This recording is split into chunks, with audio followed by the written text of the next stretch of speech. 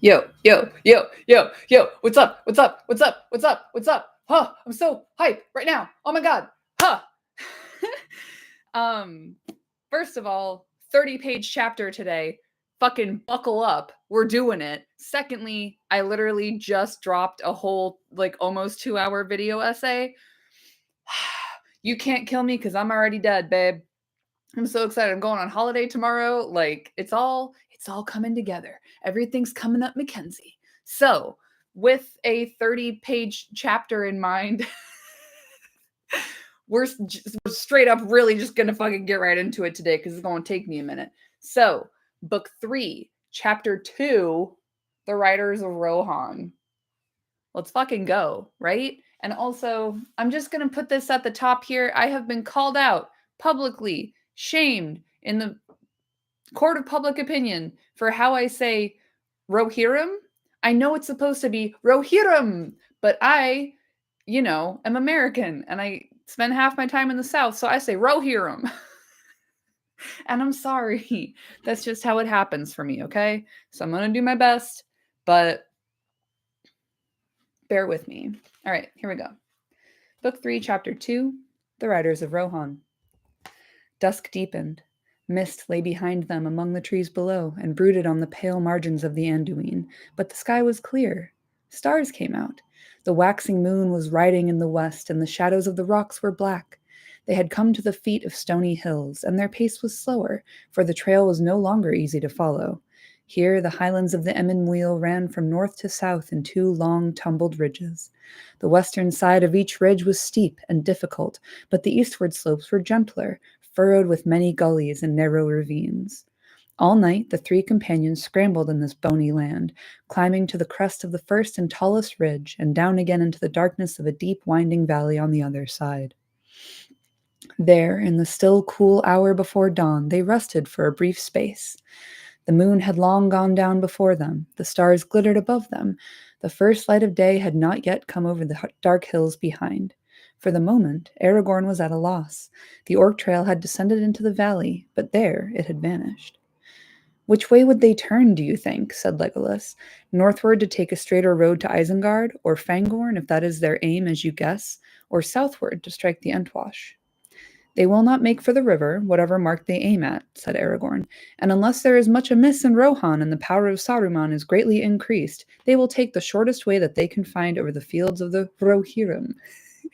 Let us search northwards." The dale ran like a stony trough between the ridged hills, and a trickling stream flowed among the boulders at the bottom. A cliff frowned upon their right. To their left rose gray slopes, dim and shadowy in the late night. They went on for a mile or more northwards. Aragorn was searching, bent towards the ground, among the folds and gullies leading up into the western ridge. Legolas was some way ahead. Suddenly, the elf gave a cry, and the others came running towards him. "We have already overtaken some of those that we are hunting," he said. "Look!" He pointed, and they saw that what they had at first taken to be boulders lying at the foot of the slope were huddled bodies. 5 dead orcs lay there. They had been hewn with many cruel strokes, and 2 had been beheaded. The ground was wet with their dark blood. Excuse me. "Here is another riddle," said Gimli, "but it needs the light of day, and for that we cannot wait." "Yet, however you read it, it seems not unhopeful," said Legolas. "Enemies of the orcs are likely to be our friends. Do any folk dwell in these hills?" "No," said Aragorn. "The Rohirrim seldom come here, and it is far from Minas Tirith. It might be that some company of men were hunting here for reasons that we do not know. Yet I think not." "What do you think?" said Gimli. "I think that the enemy brought his own enemy with him," answered Aragorn. "These are northern orcs from far away. Among the slain are none of the great orcs with the strange badges. There was a quarrel, I guess. It is no uncommon thing with these foul folk. Maybe there was some dispute about the road." "Or about the captives," said Gimli. "Let us hope that they, too, did not meet their end here." What up, Ron and chat? Thank you for being here. Not late at all. We've barely begun. Aragorn searched the ground in a wide circle, but no other traces of the fight could be found. They went on. Already the eastward sky was turning pale. The stars were fading, and a gray light was slowly growing. A little further north, they came to a fold in which a tiny stream, falling and winding, had cut a stony path down into the valley. In it, some bushes grew, and there were patches of grass upon its sides. At last, said Aragorn, here are the tracks that we seek. Up this water channel. This is the way that the orcs went after their debate. Swiftly now, the pursuers turned and followed the new path. As if fresh from a night's rest, they sprang from stone to stone. At last, they reached the crest of the gray hill, and a sudden breeze blew in their hair and stirred their cloaks. The chill wind of dawn. Turning back, they saw across the river the far hills kindled. Day leaped into the sky. The red rim of the sun rose over the shoulders of the dark land. Before them in the west, the world lay still, formless and gray. But even as they looked, the shadows of night melted, the colors of the waking earth returned. Green flowed over the wide meads of Rohan. The white mists shimmered in the water veils, and far off to the left, 30 leagues or more, blue and purple stood the white mountains, rising into peaks of jet, tipped with glimmering snows, flushed with the rose of morning. Gondor, Gondor, cried Aragorn. Would that I looked on you again in happier hour. Not yet does my road lie southward to your bright streams. Gondor, Gondor, between the mountains and the sea. West wind blew there. The light upon the silver tree fell like bright rain in gardens of the kings of old. O proud walls, white towers, O winged crown and throne of gold. O Gondor, Gondor, shall men behold the silver tree, or west wind blow again between the mountains and the sea? Now let us go, he said, drawing his eyes away from the south and looking out west and north to the way that he must tread. Aragorn is such a fucking nerd, dude. Oh, ooh, I love nerd-ass book Aragorn so much. Fucking bloodhound-looking ass. The ridge upon which the companions stood went down steeply before their feet. Below it, 20 fathoms or more, there was a wide and rugged shelf which ended suddenly in the brink of a sheer cliff, the east wall of Rohan. So ended the Emyn Muil, and the green plains of the Rohirrim stretched away before them to the edge of sight. Look, cried Legolas, pointing up into the pale sky above them. There is the eagle again. He is very high. He seems to be flying now away, from this land back to the north. He is going with great speed. Look. No, not even my eyes can see him, my good Legolas, said Aragorn. He must be far aloft indeed. I wonder what is his errand, if he is the same bird that I have seen before. But look, I can see something nearer at hand and more urgent. There is something moving over the plain. Many things, said Legolas. It is a great company on foot, but I cannot say more, nor see what kind of folk they may be. They are many leagues away, 12, I guess, but the flatness of the plain is hard to measure. I think, nonetheless, that we no longer need any trail to tell us which way to go, said Gimli. Let us find a path down to the fields as quick as may be. I doubt if you will find a path quicker than the one that the orcs chose, said Aragorn. The shade about the orcs being kind of lazy and taking the most direct path is delicious. They followed their enemies now by the clear light of day. It seemed that the orcs had pressed on with all possible speed. Every now and again the pursuers found things that had been dropped or cast away, food bags, the rinds and crusts of hard gray bread, a torn black cloak, a heavy iron-nailed shoe broken on the stones. The trail led them north along the top of the escarpment. Ooh, I love that word. And at length they came to a deep cleft carved in the rock by a stream that splashed noisily down. In the narrow ravine, a rough path descended like a steep stair into the plain. At the bottom, they came with a strange suddenness on the grass of Rohan. It swelled like a green sea up to the very foot of the Emyn Muil. The failing stream vanished into a deep growth of cresses and water plants, and they could hear it tinkling away in green tunnels, down long, gentle slopes towards the fens of Entwash Vale far away. They seemed to have left winter clinging to the hills behind. Here the air was softer and warmer and faintly scented, as if spring was already stirring up and the sap was flowing again in herb and leaf. Legolas took a deep breath, like one that drinks a great draught after a long thirst in barren places. Ah, the green smell, he said. It is better than much sleep. Let us run. Light feet may run swiftly here, said Aragorn. More swiftly, maybe, than iron-shod orcs. Now we have a chance to lessen their lead. Like, we've only been running for like a day and a half. Let's run faster. They went in single file, running like hounds on a strong scent, and an eager light was in their eyes. Nearly due west, the broad swath of the marching orcs had tramped its ugly slot. The sweet grass of Rohan had been bruised and blackened as they passed. Presently, Aragorn gave a cry and turned aside. "Stay!" he shouted. "Do not follow me yet!" He ran quickly to the right, away from the main trail, for he had seen footprints that went that way, branching off from the others, the marks of small, unshod feet. These, however, did not go far before they were crossed by orc prints, also coming out from the main trail behind and in front, and then they curved sharply back again and were lost in the trampling. At the furthest point, Aragorn stooped and picked up something from the grass. Then he ran back.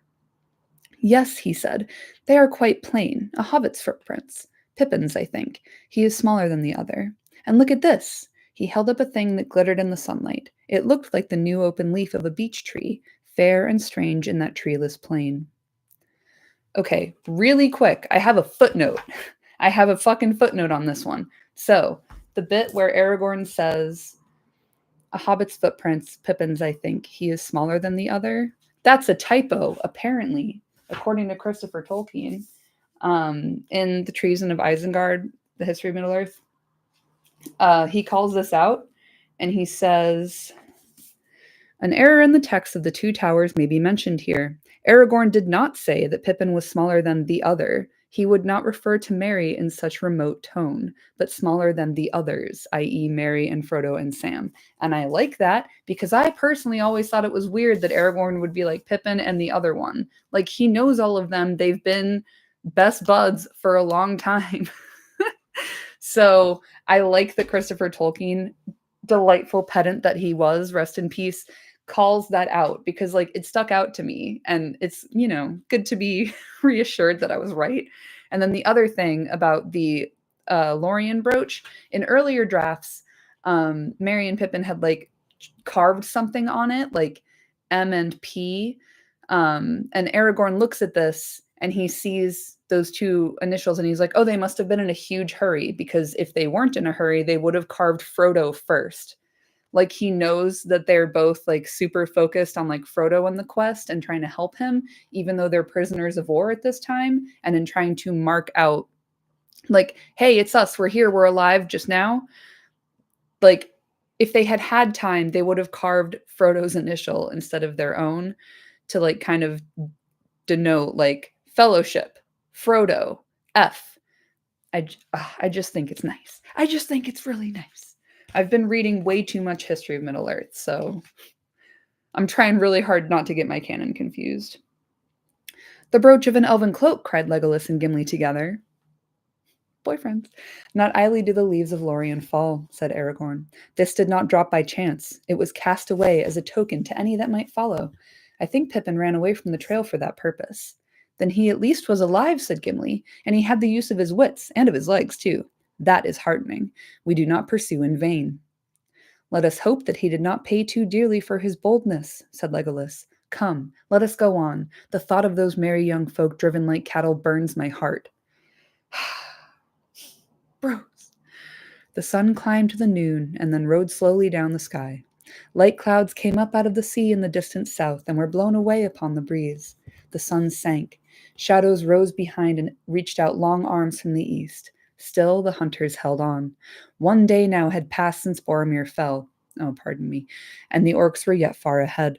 No longer could any sight of them be seen in the level plains. As nightshade was closing about them, Aragorn halted.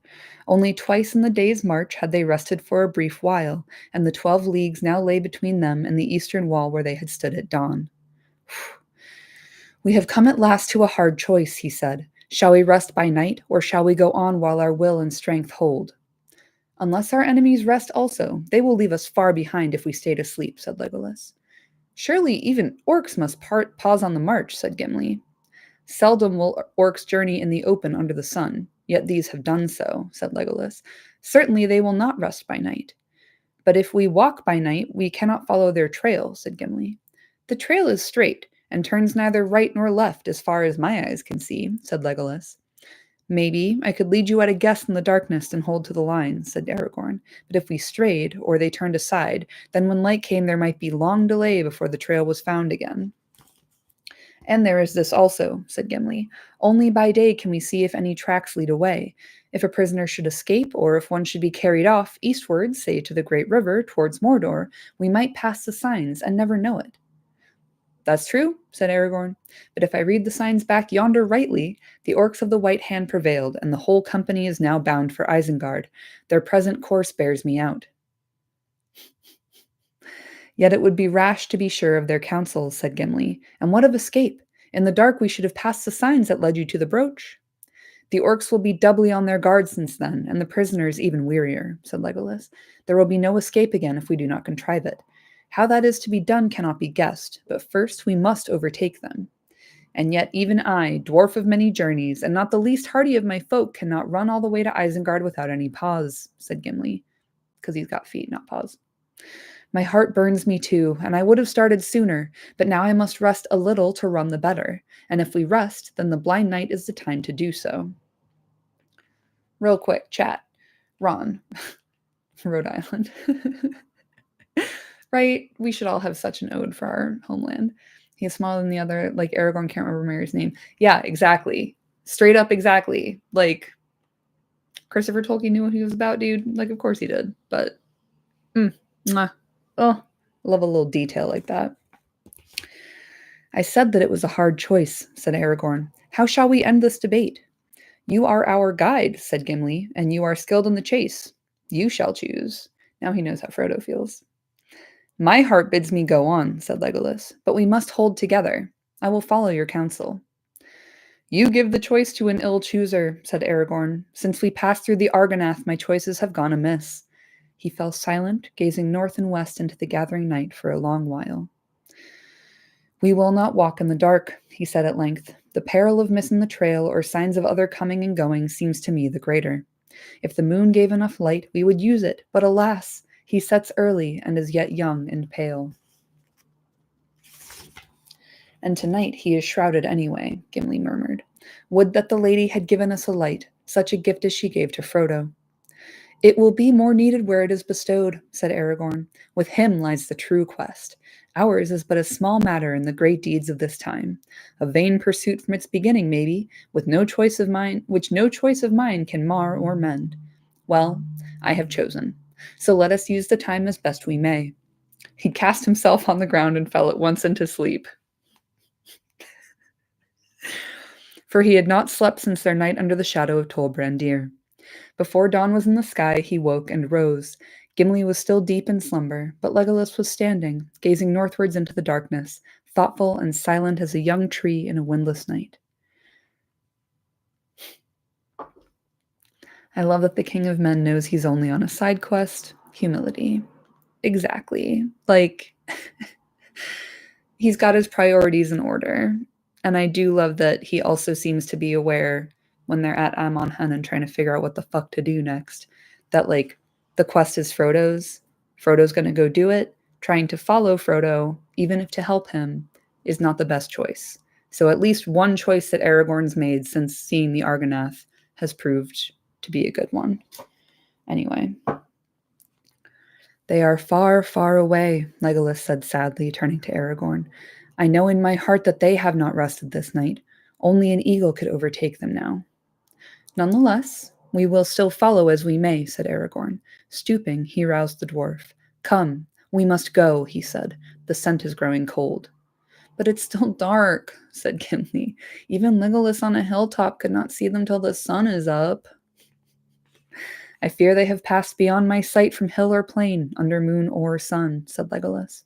Where sight fails, the earth may bring us rumor, said Aragorn.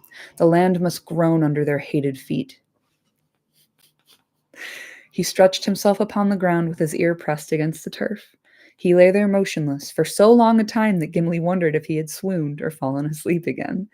Dawn came glimmering, and slowly a gray light grew about them. At last he rose, and now his friends could see his face. It was pale and drawn, and his look was troubled. The rumor of the earth is dim and confused, he said. Yeah, like trying to play telephone with the soil and the rocks. Come on, Aragorn. Nothing walks upon it for many miles about us. Faint and far are the feet of our enemies, but loud are the hoofs of the horses. It comes to my mind that I heard them even as I lay on the ground in sleep, and they troubled my dreams, horses galloping, passing in the west. But now they are drawing ever further from us, riding northward. I wonder what's happening in this land. Let us go, said Legolas. So the third day of their pursuit began. During all its long hours of cloud and fitful sun, they hardly paused, now striding, now running, as if no weariness could quench the fire that burned them. They seldom spoke. Over the wide solitude they passed, and their elven cloaks faded against the background of gray-green fields. Even in the cool sunlight of midday, few but elvish eyes would have marked them until they were close at hand. Often in their hearts they thanked the Lady of Lorien for the gift of Lembas, for they could eat of it and find new strength even as they ran. All day the track of their enemies led straight on, going northwest without a break or turn. As once the day as once again the day wore to its end, they came to a long As once again the day wore to its end, they came to long treeless slopes, where the land rose, swelling up towards a line of low humpbacked downs ahead. The orc trail grew fainter as it bent north towards them, for the ground became harder and the grass shorter. Far away to the left the river Entwash wound, a silver thread in a green floor. No moving thing could be seen. Often Aragorn wondered that they saw no sign of beast or man. The dwellings of the Rohirrim were for the most part many leagues away to the south, under the wooded eaves of the White Mountains, now hidden in mist and cloud. Yet the horse lords had formerly kept many herds and studs in the Eastamnet, and this easterly region of their realm, and there the herdsmen had wandered much, living in camp and tent, even in winter time.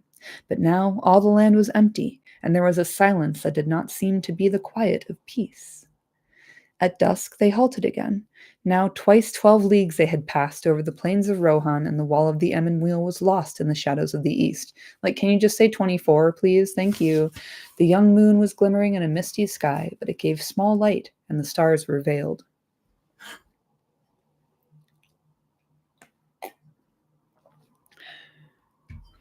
Now do I most grudge a time of rest or any halt in our chase, said Legolas. The orcs have run before us, as if the very whips of Sauron were behind them. I fear that they have already reached the forest and the dark hills, and even now are passing into the shadows of the trees. Gimli ground his teeth.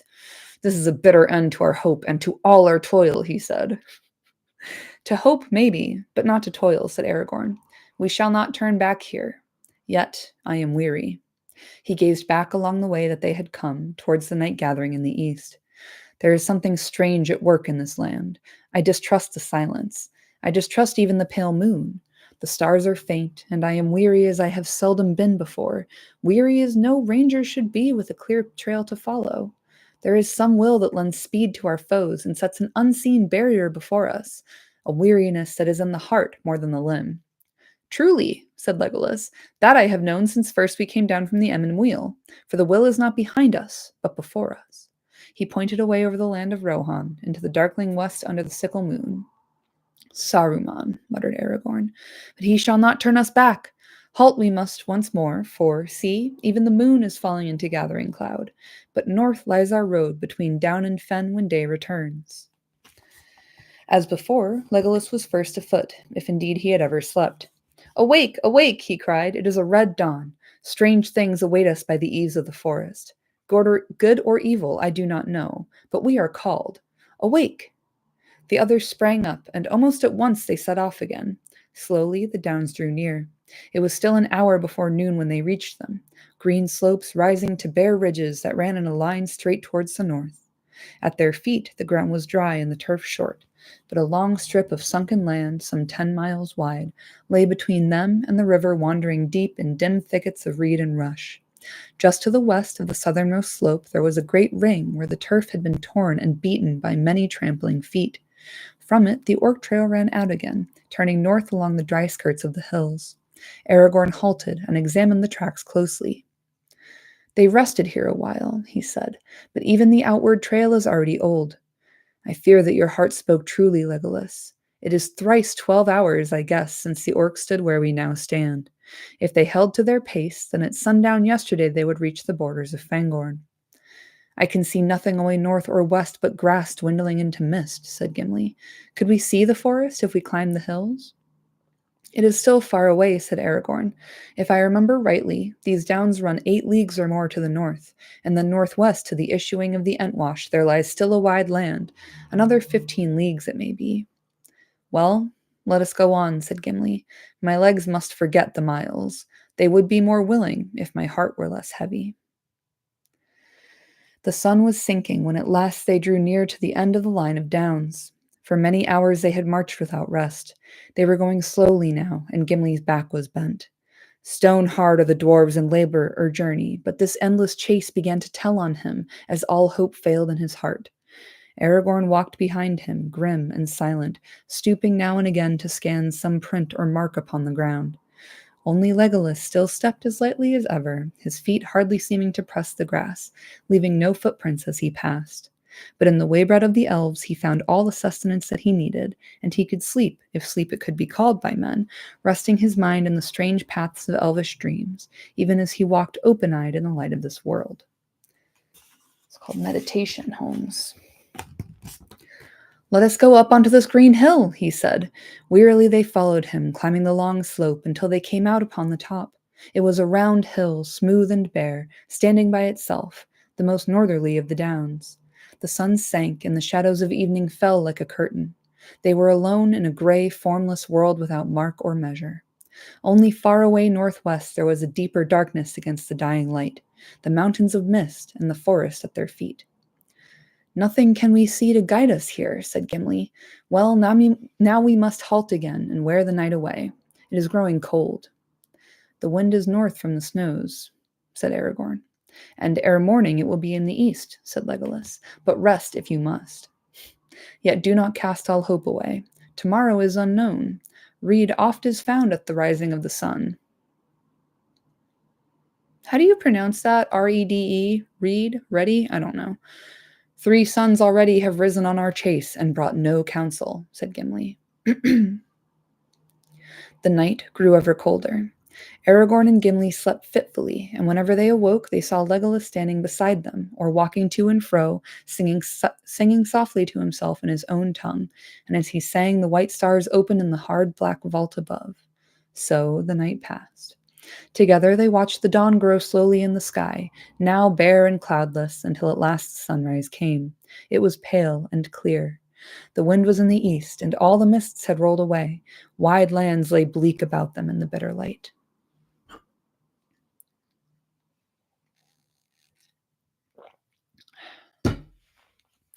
Ahead and eastward they saw the windy uplands of the wold of Rohan that they had already glimpsed many days ago from the great river. Northwestward stalked the dark forest of Fangorn. Still 10 leagues away stood its shadowy eaves, and its further slopes faded into the distant blue.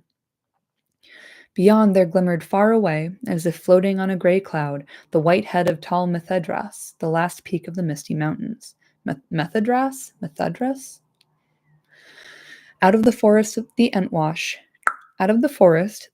flowed to meet them, its stream now swift and narrow, and its banks deep cloven. The orc trail turned from the downs towards it. Following with his keen eyes the trail to the river, and then the river back towards the forest, Aragorn saw a shadow on the distant green, a dark, swift-moving blur. He cast himself upon the ground and listened again intently. But Legolas stood beside him, shading his bright green elven eyes bright green? Nope. Shading his bright elven eyes with his long, slender hand, and he saw not a shadow nor a blur, but the small figures of horsemen, many horsemen, and the glint of morning on the tips of their spears was like the twinkle of minute stars beyond the edge of mortal sight. Far behind them, a dark smoke rose in thin, curling threads. There was a silence in the empty fields, and Gimli could hear the air moving in the grass. Riders, cried Aragorn, springing to his feet. Many riders on swift steeds are coming towards us. Yes, said Legolas, there are 105. Yellow is their hair, and bright are their spears. Their leader is very tall. Aragorn smiled. Keen are the eyes of the elves, he said. Nay, the riders are little more than 5 leagues distant, said Legolas. 5 leagues or 1, said Gimli. We cannot escape them in this bare land. Shall we wait for them here, or go on our way? We will wait, said Aragorn. I am weary, and our hunt has failed, or at least others were before us, for these horsemen are riding back down the orc trail. We may get news from them. Or spears, said Gimli. There are 3 empty saddles, but I see no hobbits, said Legolas. I did not say that we should hear good news, said Aragorn, but evil or good, we will await it here. The 3 companions now left the hilltop, where they might be an easy mark against the pale sky, and they walked slowly down the northward slope. A little above the hill's foot they halted, and wrapping their cloaks about them, they sat huddled together upon the faded grass. The time passed slowly and heavily. The wind was thin and searching.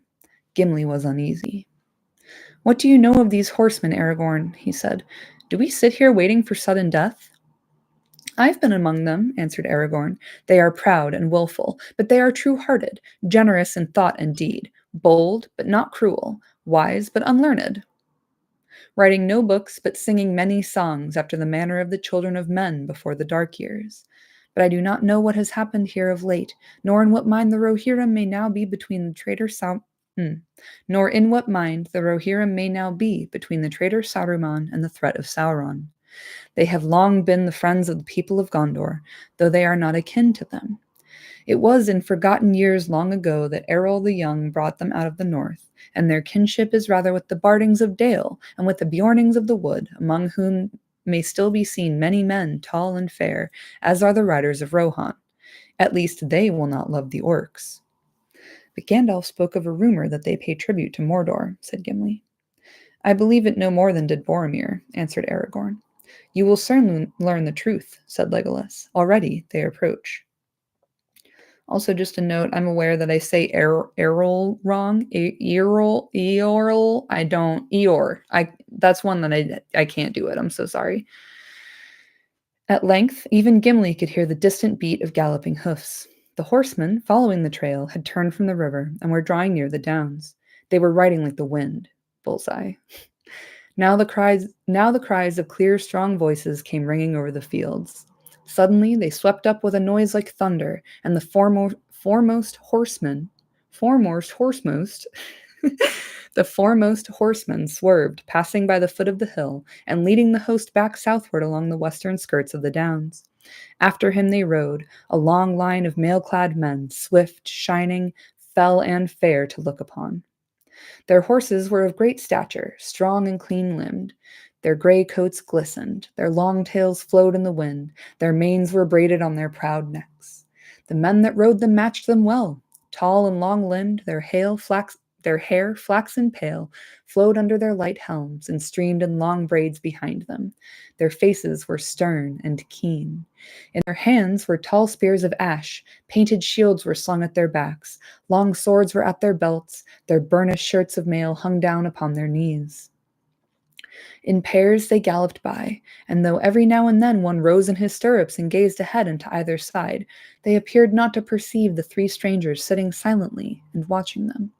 The host had almost passed when suddenly Aragorn stood up and called in a loud voice, "What news from the north, Riders of Rohan?" With astonishing speed and skill, they checked their steeds, wheeled, and came charging round. Soon the 3 companions found themselves in a ring of horsemen moving in a running circle, up the hill slope behind them and down, round and round them, and drawing ever inwards. Aragorn stood silent, and the other 2 sat without moving, wondering what way things would turn. I got a frog in my throat. Excuse me. Without a word or cry, suddenly the riders halted. A thicket of spears were pointed towards the strangers, and some of the horsemen had bows in hand, and their arrows were already fitted to the string. Then one rode forward, a tall man, taller than all the rest. From his helm as a crest,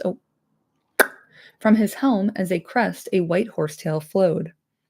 He advanced until the point of his spear was within a foot of Aragorn's breast. Aragorn did not stir. Badass. "Who are you, and what are you doing in this land?" said the rider, using the common speech of the West in manner and tone like to the speech of Boromir, man of Gondor. "I am called Strider," answered Aragorn. "I came out of the north. I'm hunting orcs." The rider leaped from his horse. Giving his spear to another who rode up and dismounted at his side, he drew his sword and stood face to face with Aragorn, surveying him keenly, and not without wonder. At length he spoke again.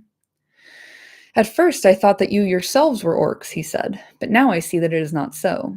Indeed, you know little of orcs if you go hunting them in this fashion. They were swift and well armed, and they were many. You would have changed from hunters to prey if ever you had overtaken them. But there is something strange about you, Strider. He bent his clear, bright eyes again upon the ranger. That is no name for a man that you give, and strange too is your raiment. Have you sprung out of the grass? How did you escape our sight? Are you elvish folk? No, said Aragorn. One only of us is an elf, Legolas from the woodland realm in distant Mirkwood, but we have passed through Lothlorien, and the gifts and favor of the lady go with us. The rider looked at them with renewed wonder, but his eyes hardened. Then there is a lady in the Golden Wood, as old tales tell, he said. Few escape her nets, they say. These are strange days, but if you have her favor, then you also are net weavers and sorcerers, maybe. He turned a cold glance suddenly upon Legolas and Gimli. Why do you not speak, silent ones? He demanded. Gimli rose and planted his feet firmly apart. His hand gripped the handle of his axe, and his dark eyes flashed. Give me your name, Horsemaster, and I will give you mine, and more besides, he said. As for that, said the rider, staring down the dwarf, the stranger should declare himself first. Yet I am named Eomer, son of Eomund, and am called the third marshal of Riddermark. Then, Eomer, son of Eomund, third marshal of Riddermark, let Gimli the dwarf, glowing son, warn you against foolish words. You speak evil of that which is fair beyond the reach of your thought, and only little wit can excuse you. Like, don't you dare talk about my girl like that. Eomer's eyes blazed, and the men of Rohan murmured angrily and closed in, advancing their spears. I would cut off your head, beard and all, Master Dwarf, if it stood but a little higher from the ground, said Eomer. Literal low blows, dude. He stands not alone, said Legolas, bending his bow and fitting an arrow with hands that move quicker than sight. You would die before your stroke fell. Eomer raised his sword, and things might have gone ill, but Aragorn sprang between them and raised his hand. Your pardon, Eomer, he cried. When you know more, you will understand why you have angered my companions. We intend no evil to Rohan, nor to any of its folk, neither to man nor to horse. Will you not hear our tale before you strike? I will, said Eomer, lowering his blade, but wanderers on the Riddermark would be wise to be less haughty in these days of doubt. First, tell me your right name. First, tell me whom you serve, said Aragorn. Are you friend or foe of Sauron, the Dark Lord of Mordor? I serve only the Lord of the Mark, Theoden King, son of Thengel, answered Eomer. We do not serve the power of the Black Land far away, but neither are we yet at open war with him, and if you are fleeing from him, then you had best leave this land. There is trouble now on all our borders, and we are threatened, but we desire only to be free, and to live as we have lived, keeping our own, and serving no foreign lord, good or evil. We welcomed guests kindly in the better days, but in these times the unbidden stranger finds us swift and hard. Come, who are you? Whom do you serve? At whose command do you hunt orcs in our land? I serve no man, said Aragorn, but the servants of Sauron I pursue into whatever land they may go. There are few among mortal men who know more of orcs, and I do not hunt them in this fashion out of choice. The orcs whom we pursued took captive two of my friends. In such need, a man that has no horse will go on foot, and he will not ask for leave to follow the trail, nor will he count the heads of the enemy save with a sword. I am not weaponless. Aragorn threw back his cloak. The elven sheath glittered as he grasped it, and the bright blade of Andúril shone like a sudden flame as he swept it out. Elendil, he cried. I am Aragorn, son of Arathorn, and am called Elessar, the Elfstone, Dunedain, the heir of Isildur, Elendil's son of Gondor. Here is the sword that was broken, and is forged again. Will you aid me or thwart me? Choose swiftly. Like, what a fucking sick way to introduce yourself, dude. Gimli and Legolas looked at their companion in amazement, for they had not seen him in this mood before. He seemed to have grown in stature while Eomer had shrunk, and in his living face they caught a brief vision of the power and majesty of the kings of stone. For a moment it seemed to the eyes of Legolas that a white flame flickered on the brows of Aragorn like a shining crown. Eomer stepped back, and a look of awe was in his face. He cast down his proud eyes. These are indeed strange days, he muttered. Dreams and legends spring to life out of the grass. Tell me, Lord, he says, what brings you here, and what was the meaning of the dark words? Long has Boromir, son of Denethor, been gone seeking an answer, and the horse that we lent him came back riderless. What doom do you bring out of the north? The doom of choice, said Aragorn. You may say this to Theoden, son of Thengel. Open war lies before him, with Sauron or against him. None may live now as they have lived, and few shall keep what they call their own. But of these great matters we will speak later. If chance allows, I will come myself to the king. Now I am in great need, and I ask for help, or at least for tidings. You heard that we are pursuing an orc host that carried off our friends. What can you tell us? That you need not pursue them further, said Eomer. The orcs are destroyed. And our friends? We found none but orcs. But that is strange indeed, said Aragorn. Did you search the slain? Were there no bodies other than those of orc kind? They would be small, only children to your eyes, unshod but clad in grey. There were no dwarves or children, said Eomer. We counted all the slain and despoiled them. Then we piled the carcasses and burned them, as is our custom. The ashes are smoking still. We do not speak of dwarves or children, said Gimli. Our friends were hobbits. Hobbits, said Eomer, and what may they be? It is a strange name. A strange name for a strange folk, said Gimli, but these were very dear to us. It seems that you have heard in Rohan of the words that troubled Minas Tirith. They spoke of the halfling. These hobbits are halflings. Halflings, laughed the rider that stood beside Eomer. Halflings? But they're only a little people in old songs and children's tales out of the north. Do we walk in legends or on the green earth in the daylight? A man may be a man may do both, said Aragorn. For not we, but those who come after will make the legends of our time. The green earth, say you? That is a mighty matter of legend, though you tread it under the light of day. Time is pressing, said the rider, not heeding Aragorn. We must hasten south, lord. Let us leave these wild folk to their fancies, or let us bind them and take them to the king. Peace, Eothane, said Eomer in his own tongue. Leave me a while. Tell the Eored to assemble on the path, and make ready to ride to the Entwade. Muttering, Eothane retired, and spoke to the others. Soon they drew off, and left Eomer alone with the three companions. All that you say is strange, Aragorn, he said. Yet you speak the truth, it is plain. The men of the Mark do not lie, and therefore they are not easily deceived. But you have not told all. Will you not now speak more fully of your errand, so that I may judge what to do? I set out from Iladris, as it is named in the rhyme, many weeks ago, answered Aragorn. With me went Boromir of Minas Tirith. My errand was to go to that city with the son of Denethor, to aid his folk in their war against Sauron. But the company that I journeyed with had other business. Of that I cannot speak now. Gandalf the Grey was our leader. Gandalf? Eomer exclaimed. Gandalf Greyhame is known in the Mark, but his name, I warn you, is no longer a password to the king's favor. He has been a guest in the land many times in the memory of men, coming as he will after a season or after many years. He is ever the herald of strange events, a bringer of evil, some now say. Indeed, since his last coming in the summer, all things have gone amiss. At that time, our trouble with Saruman began. Until then, we counted Saruman our friend, but Gandalf came then and warned us that sudden war was preparing in Isengard.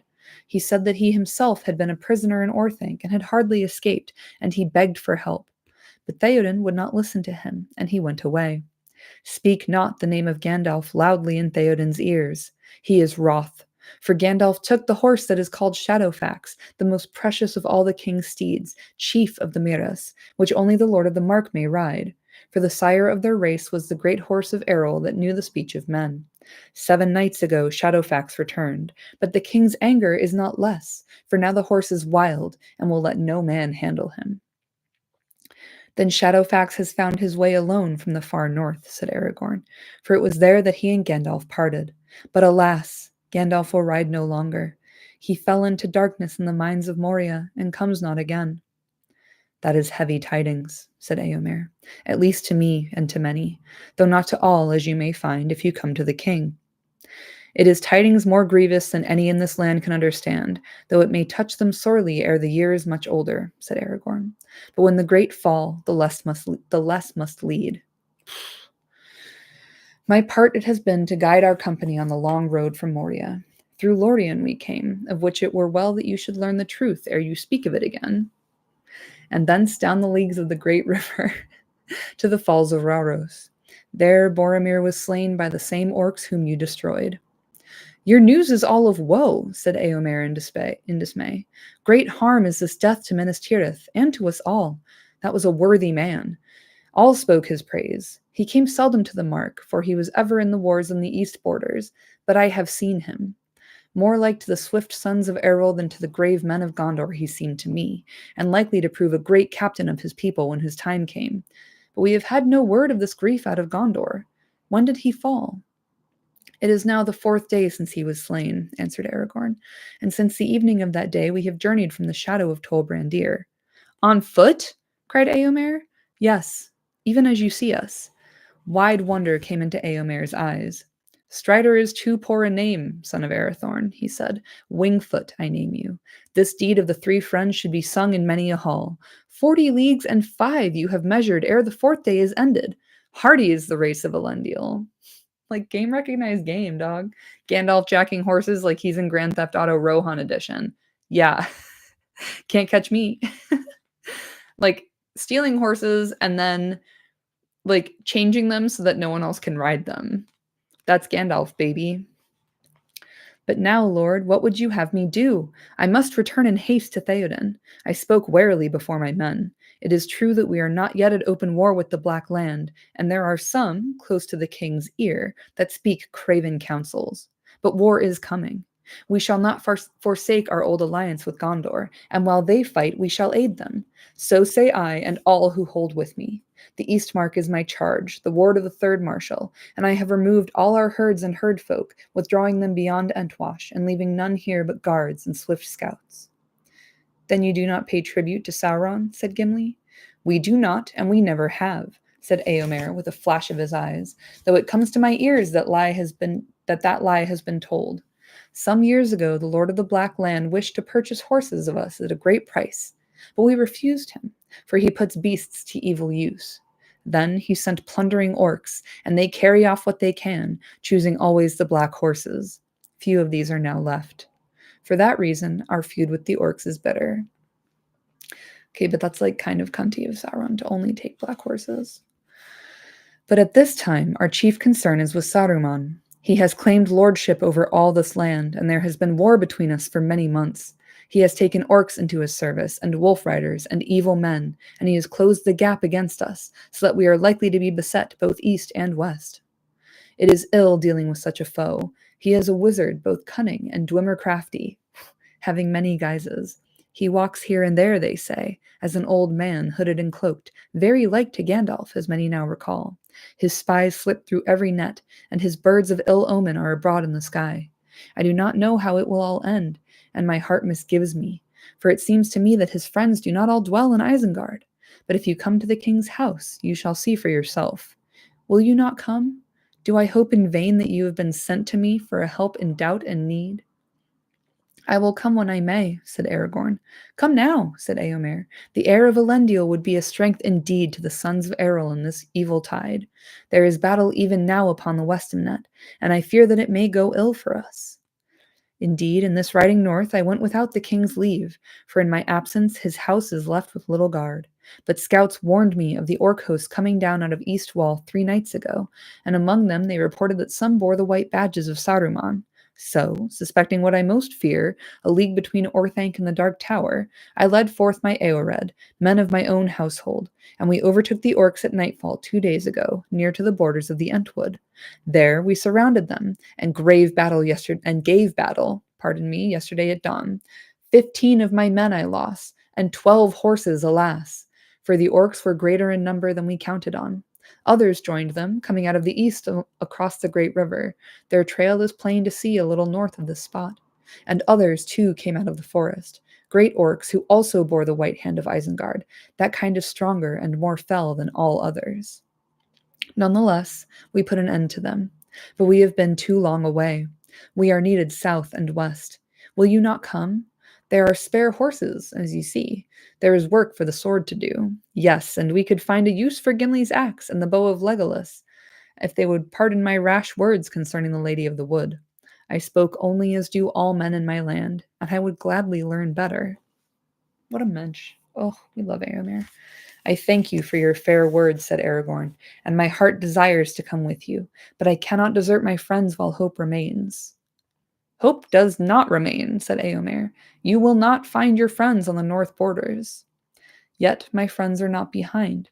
We found a clear token not far from the east wall that one at least of them was still alive there. But between the wall and the downs we have found no other trace of them, and no trail has turned aside this way or that, unless my skill has wholly left me. Then what do you think has become of them? I do not know. They may have been slain and burned among the orcs, but that you will say cannot be, and I do not fear it. I can only think that they were carried off into the forest before the battle, even before you encircled your foes, maybe. Can you swear that none escaped your net in such a way? I would swear that no orc escaped after we sighted them, said Eomer. We reached the forest eaves before them, and if after that any living thing broke through our ring, then it was no orc and had some elvish power. Our friends were attired even as we are, said Aragorn, and you passed us by under the full light of day. I had forgotten that, said Eomer. It is hard to be sure of anything among so many marvels. The world has all grown strange. Elf and dwarf and company walk in our daily fields, and folks speak of the Lady of the Wood, and yet live. And the sword comes back to war that was broken in the long ages ere the fathers of our fathers rode into the mark. How shall a man judge what to do in such times? As he has ever judged, said Aragorn. Good and ill have not changed since yesteryear, nor are they one thing among elves and dwarves and another among men. It is a man's part to discern them, as much in the golden wood as in his own house. True indeed, said Eomer, but I do not doubt you, nor the deed which my heart would do. Yet I am not free to do all as I would. It is against our law to let strangers wander at will in our land until the king himself shall give them leave, and more strict is the command of these days of peril.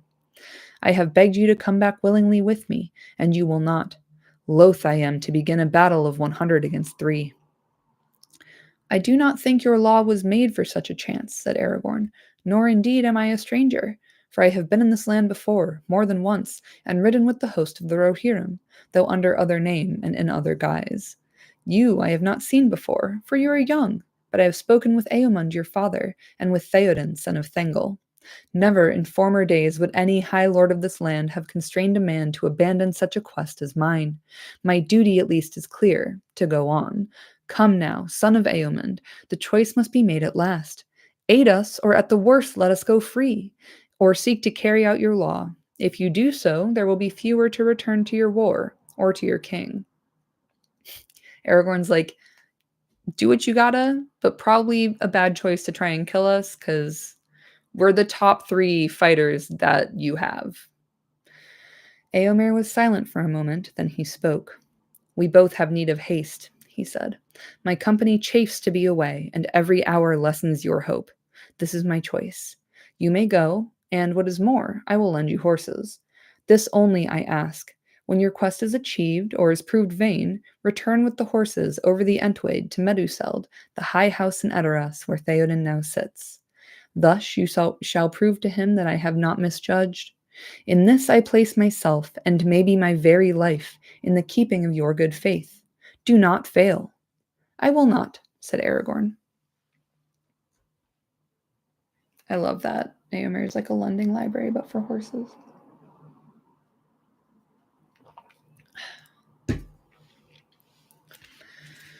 There was great wonder, and many dark and doubtful glances among his men when Eomer gave orders that the spare horses were to be lent to the strangers, but only Eothane dared to speak openly. It may be well enough for this lord of the race of Gondor as he claims, he said, but who has heard of a horse of the mark being given to a dwarf? No one, said Gimli, and do not trouble. No one will ever hear of it. I would sooner walk than sit on the back of any beast so great, free or begrudged. But you must ride now, or you will hinder us, said Aragorn. Come, you shall sit behind me, friend Gimli, said Legolas. Then all will be well, and you need neither borrow a horse nor be troubled by one. A great dark grey horse was brought to Aragorn, and he mounted it. Hasufel is his name, said Eomer. May he bear you well, and to better fortune than Garulf. Garulf? His late master. A smaller and lighter horse, but restive and fiery, was brought to Legolas. Arod was his name. But Legolas asked them to take off saddle and rein.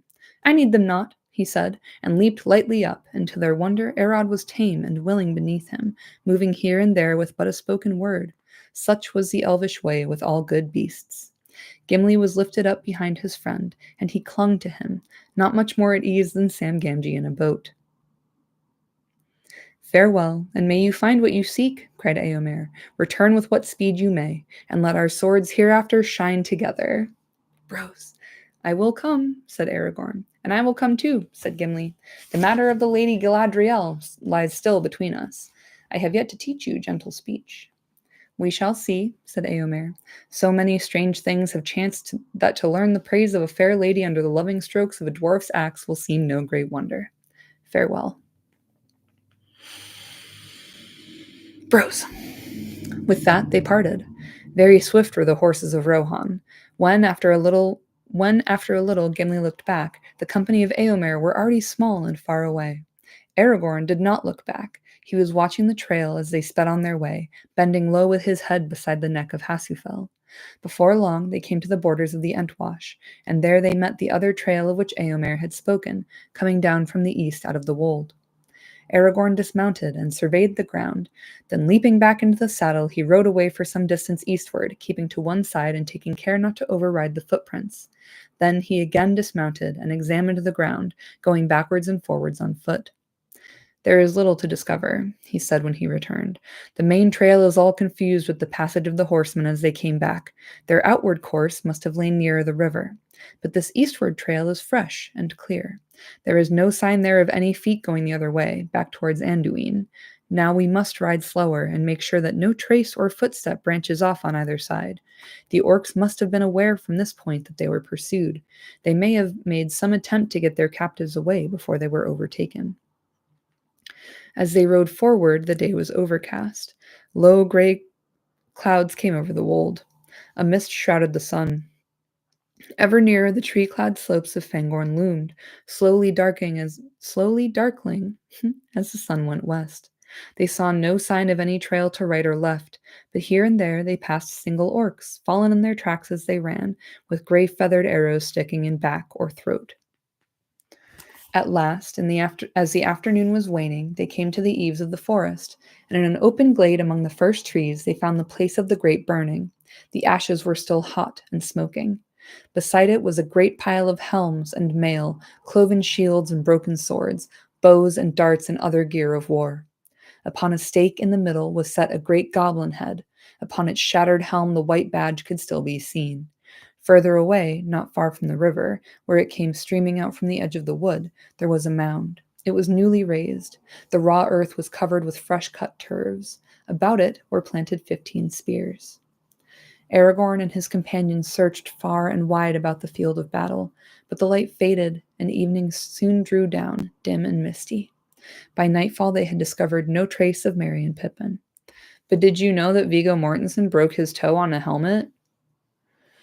We can do no more, said Gimli sadly. We have been set many riddles since we came to Tol Brandir, but this is the hardest to unravel. I would guess that the burned bones of the orcs... I would guess that the burned bones of the hobbits are now mingled with the orcs. It will be hard news for Frodo if he lives to hear it, and hard too for the old hobbit who waits in Rivendell.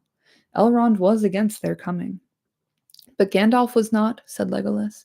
But Gandalf chose to come himself, and he was the first to be lost, answered Gimli. His foresight failed him. The counsel of Gandalf was not founded on foreknowledge of safety, for himself or for others, said Aragorn. There are some things that it is better to begin than to refuse, even though the end may be dark. But I shall not depart from this place yet. In any case, we must here await the morning light. A little way beyond the battlefield they made their camp under a spreading tree. It looked like a chestnut, and yet it still bore many broad brown leaves of a former year, like dry hands with long splayed fingers. They rattled mournfully in the night breeze. Gimli shivered. They had brought only one blanket apiece. Let us light a fire, he said. I care no longer for the danger. Let the orcs come as thick as summer moths round a candle. If those unhappy hobbits are astray in the woods, it might draw them thither. Hither? It might draw them hither, not thither, said Legolas. And it might draw other things, neither orc nor hobbit, said Aragorn. We are near to the mountain marches of the traitor Saruman, and we are on the very edge of Fangorn, and it is perilous to touch the trees of that wood, it is said. But the Rohirrim made a great burning here yesterday, said Gimli, and they felled trees for the fire, as can be seen. Yet they passed the night after safely here, when their labor was ended. They were many, said Aragorn, and they do not heed the wrath of Fangorn, for they come here seldom, and they do not go under the trees. But our paths are likely to lead us into the very forest itself. So have a care, cut no living wood. There is no need, said Gimli. The riders have left chip and bough enough, and there is dead wood lying in plenty. He went off to gather fuel, then busied himself with building and kindling a fire. Pardon me, Aragorn sat silent with his back to the great tree, deep in thought, and Legolas stood alone in the open, looking towards the profound shadow of the wood, leaning forward as one who listens to voices calling from a distance. When the dwarf had a small bright blaze going, the three companions drew close to it and sat together, shrouding the light with their hooded forms. Legolas looked up at the boughs of the tree reaching out above them. Look, he said, the tree is glad of the fire. It may have been that the dancing shadows tricked their eyes, but certainly to each of the companions the boughs appeared to be bending this way and that, so as to come above the flames, while the upper branches were stooping down. The brown leaves now stood out stiff, and rubbed together like many cold, cracked hands taking comfort in the warmth. There was a silence, for suddenly the dark and unknown forest, so near at hand, made itself felt as a great, brooding presence, full of secret purpose. After a while, Legolas spoke again. Celeborn warned us not to go far into Fangorn, he said. Do you know why, Aragorn? What are the fables of the forest that Boromir had heard? I have heard many tales in Gondor and elsewhere, said Aragorn, but if it were not for the words of Celeborn, I should deem them only fables that men made as true knowledge fades. I had thought of asking you what was the truth of the matter, and if an elf of the wood does not know, how shall a man answer? Got him. You have journeyed further than I, said Legolas. I have heard nothing of this in my own land, save only songs that tell how the Onodrim, that men call Ents, dwelt there long ago.